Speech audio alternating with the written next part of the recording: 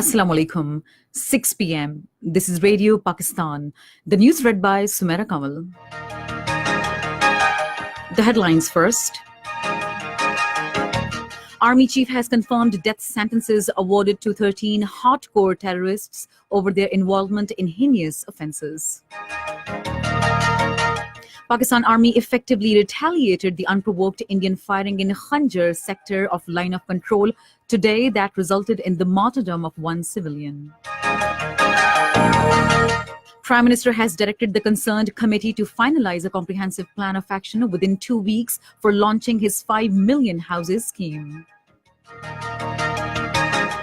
Economic Coordination Committee of the Cabinet has decided not to increase prices of gas.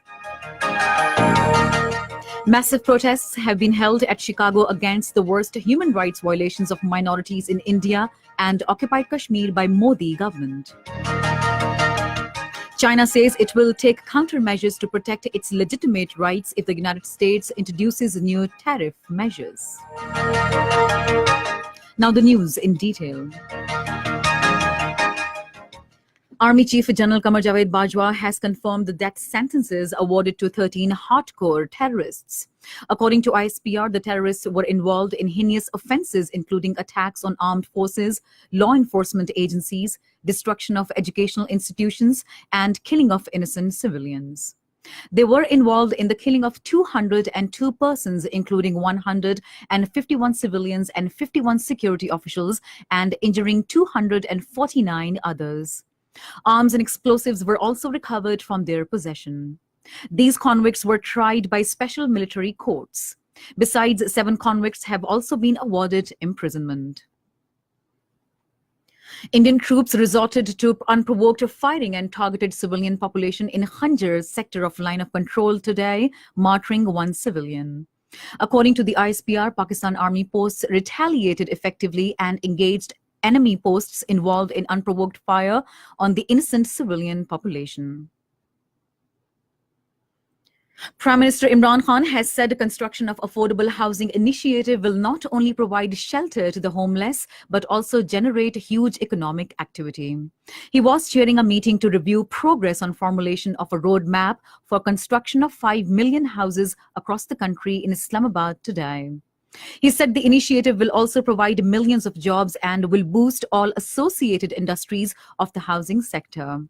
Prime Minister directed the committee to finalize its recommendations regarding formulation of a comprehensive plan of action with the delineated timelines within 2 weeks for early rollout of the housing program. The meeting decided that the Prime Minister will take ownership of the initiative in order to ensure smooth implementation and removing any administrative bottlenecks. Prime Minister Imran Khan says the future generations of Pakistan are being burdened by borrowing money for debt servicing. In a tweet message today, he pointed out that the daily interest payment is 5 billion rupees. The Prime Minister said that country is sitting on huge amounts of dead capital in the form of government-owned land with buildings. The Economic Coordination Committee of the Cabinet has decided not to increase the prices of gas. This was stated by Information Minister Chaudhry Fawad Hussain while briefing about the decisions of the ECC meeting chaired by Finance Minister Asad Umar in Islamabad today. The Information Minister said a new system of subsidy will be evolved in such a manner that increase in gas prices does not affect the poor, but the affluent could contribute to reduce deficit of this sector. He said final decision in this regard will be taken by Prime Minister Imran Khan. He said the gas sector is facing a deficit of 156 billion rupees and gas theft has also increased during the last 5 years. Chaudhry Fawad Hussain said the price of the cylinder of liquefied petroleum gas also increased by 70% during the recent months. He said measures will be taken to reduce the price of LPG. The minister said the ECC will also decided to import 100,000 urea ton to provide relief to the farmers' community. Chief of the Air Staff, Air Chief Marshal Mujahid Anwar Khan has reiterated his resolve to further enhance security and defense cooperation with the Oman. He was talking to Minister for Defense Affairs of Oman, Sayyid Badr bin Saud in Amman today. They discussed matters of bilateral and professional interest.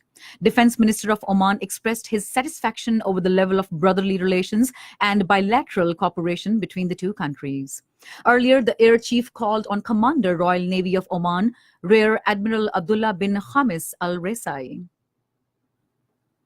Army Chief General Qamar Javed Bajwa called on Chief Justice of Pakistan Mian Saqib Nisar in Islamabad and presented him a check of over 1 billion rupees as donation to Supreme Court of Pakistan's Dhamir Bhasha and Mohammed Dams. Meanwhile, in a letter sent to Chief Justice Mian Saqib Nisar, Chief of Army Staff General Qamar Javed Bajwa said Pakistan Army officers, including civilian officers, paid their 2 days' salary, whereas junior commissioned officers and soldiers paid their 1 day salary to the Dam Fund. This is Radio Pakistan.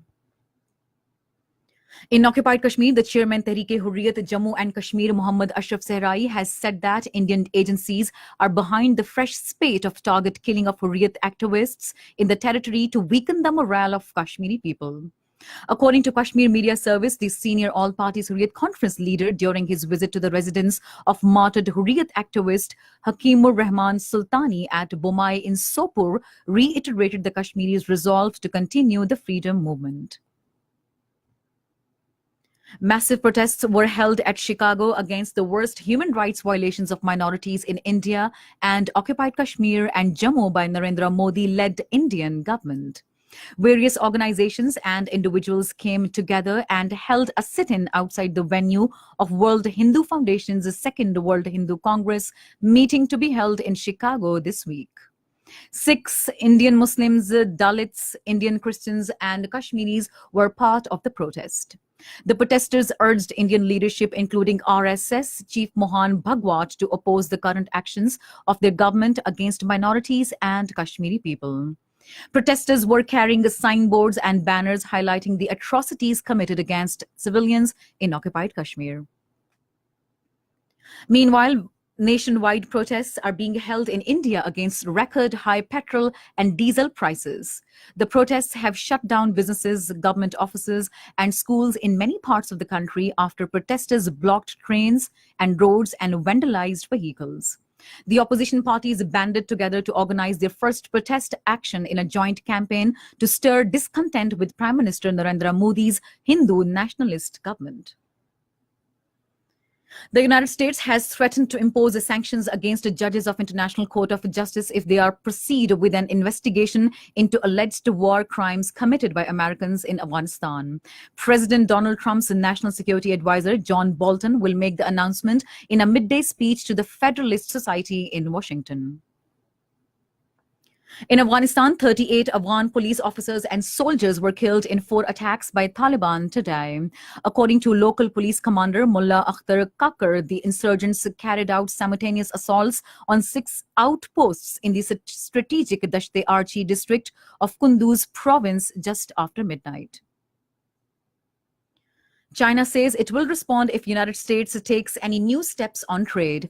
This was stated by Foreign Minister spokesman Zhang Shuang at a regular briefing in Beijing after President Donald Trump warned he was ready to slap tariffs on virtually all Chinese imports into the United States. He said if US takes any new tariff measures against China, then the Chinese side will inevitably take countermeasures to resolutely protect its legitimate rights. Japanese Prime Minister Shinzo Abe has said he wants to talk with the Russian President Vladimir Putin about a peace treaty between the two countries. In his opening remarks before the meeting with Putin in Vladivostok today, he said Russian and Japanese militaries are cooperating for the first time. And finally, the weather. Mainly hot and humid weather is expected in most parts of the country during the next 24 hours. However, rain, thundershower with gusty winds is expected at isolated places in Gujranwala and Kashmir. To end the news, here are some of the headlines once again. Army chief has confirmed death sentences awarded to 13 hardcore terrorists over their involvement in heinous offences. Economic Coordination Committee of the Cabinet has decided not to increase the prices of gas.